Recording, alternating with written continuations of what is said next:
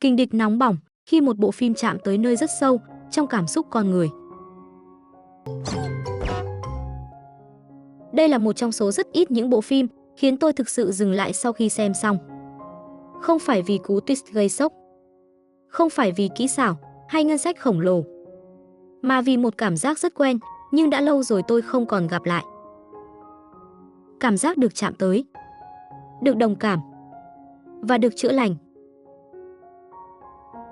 Trong bối cảnh thị trường phim ảnh hiện nay, nơi phần lớn các tác phẩm chỉ dừng lại ở mức xem được nhưng không để lại dư âm, Kình địch nóng bỏng xuất hiện như một ngoại lệ hiếm hoi. Một bộ phim không ồn ào nhưng bùng nổ, không cố gắng gây sốc nhưng khiến khán giả rung động sâu sắc. Và quan trọng nhất, nó mang lại cảm xúc rất thật. Thứ cảm xúc mà tôi từng tìm thấy ở những tác phẩm đã để lại dấu ấn sâu đậm trong đời mình. Như Trần Tình Lệnh, Thượng Ẩn hay Tam Sinh Tam Thế Thập Lý Đào Hoa, Hương Mật Tựa Khói Sương, Na Tra, Ma Đồng Giáng Thế và những bộ phim Hàn như Trái Tim Mùa Thu, Hạ Cánh Nơi Anh và xa hơn nữa là Titanic, Avatar. Lâu rồi tôi mới lại có cảm giác đó. Cảm giác xem xong mà lòng vẫn còn rung lên. Kình địch nóng bỏng kể câu chuyện tình yêu kéo dài nhiều năm giữa hai cầu thủ khúc côn cầu chuyên nghiệp. Sen là người đã sớm nhận thức và dần học cách chấp nhận xu hướng tính dục của mình sau một hành trình tự tìm hiểu bản thân.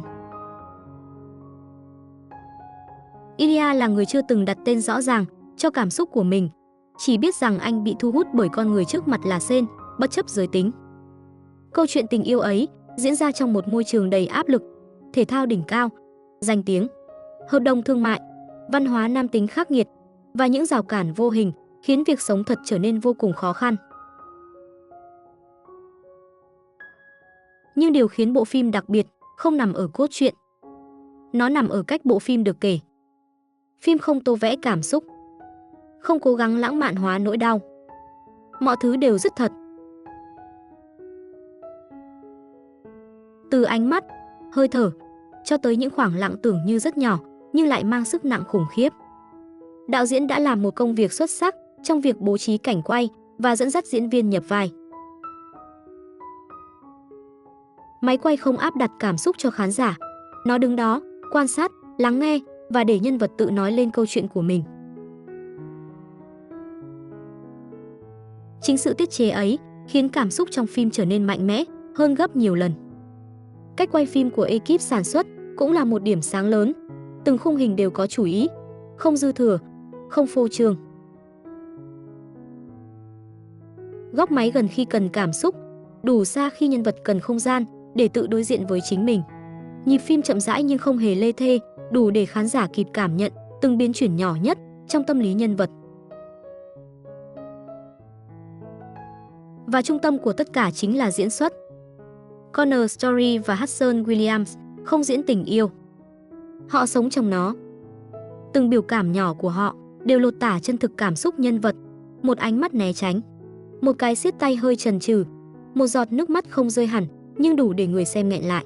Những chi tiết rất nhỏ, nhưng chính những điều đó khiến nhân vật trở nên sống động và đáng tin.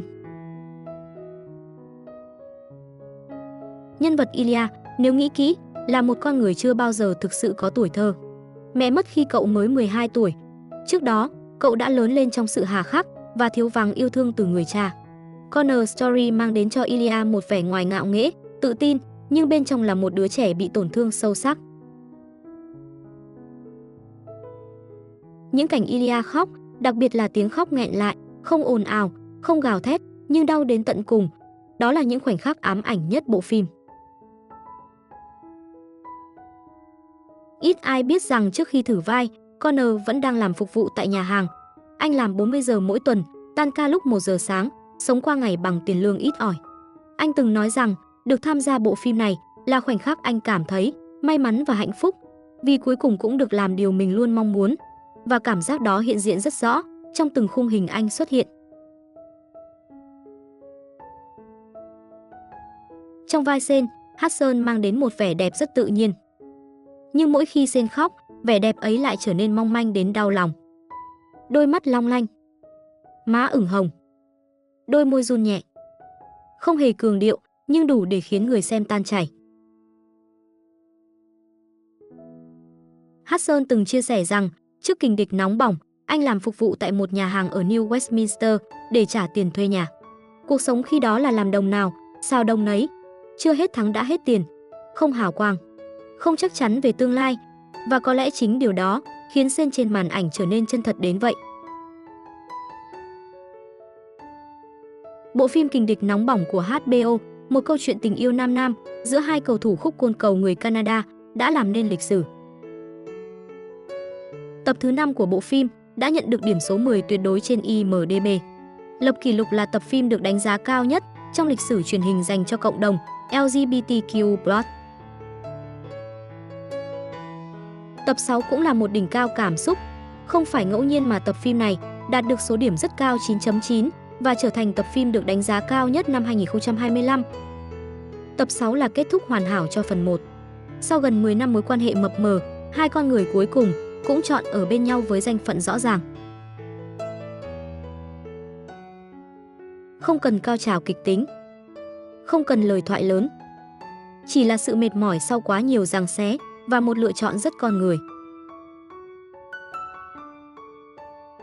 Điều khiến câu chuyện càng trở nên đặc biệt nằm ở hậu trường. Bộ phim được quay gói gọn trong khoảng 1 tháng. Khi phần 1 kết thúc, không ai biết rằng nó sẽ bùng nổ toàn cầu đến mức nào.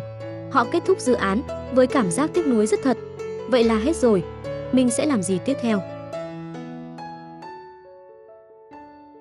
Rồi bộ phim trở thành hiện tượng, đứng đầu trên Crave và HBO Max, được bật đèn xanh cho mùa 2 và mùa 3. Các tạp chí như GQ, Canton và nhiều tạp chí danh tiếng tìm đến hai nam chính. Từ những gương mặt gần như vô danh, Connor Story và Hudson Williams chính thức bước vào giai đoạn mới của sự nghiệp. Họ ký hợp đồng với công ty quản lý lớn và xác nhận đồng hành cùng bộ phim trong các mùa tiếp theo. Nhưng trên tất cả, đây không chỉ là một bộ phim tình cảm. Nó là câu chuyện về sự cô đơn, về nỗi sợ bị từ chối, về việc không được phép sống đúng với con người thật của mình. Và đồng thời, nó cũng là một lựa chọn rất dũng cảm. Một bộ phim queer kể một câu chuyện tình yêu có kết thúc hạnh phúc, không khai thác bi kịch để gây thương hại, không biến nỗi đau thành công cụ gây sốc. Chỉ đơn giản là kể một câu chuyện tình yêu bằng tất cả sự chân thành. Với tôi, Kình địch nóng bỏng đã trở thành một điểm sáng trong cuộc sống suốt thời gian qua. Một bộ phim khiến tôi nhớ lại lý do vì sao mình từng yêu điện ảnh đến vậy. Không phải chỉ vì nó hoàn hảo, mà vì nó thật như chính cuộc sống ngoài kia.